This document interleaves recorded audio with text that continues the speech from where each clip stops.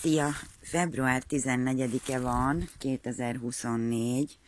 Eljöttem ide a medvehagyma lelőhelyre, de hát itt még nagyon-nagyon pihen a természet.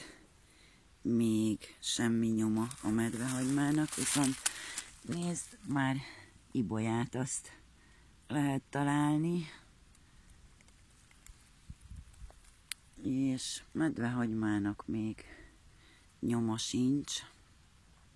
Úgyhogy csak ezt szerettem volna neked megmutatni, hogy kertemben már bújnak ki a medvehagymák, de itt a természet még igencsak pihenőben van. Kis állatok túrnak, keresik az élelmet maguknak. Úgyhogy ebbe a videóba csak ennyit szerettem volna neked megmutatni, hogy medvehagyma itt még nincs.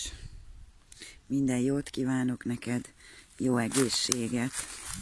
Szia!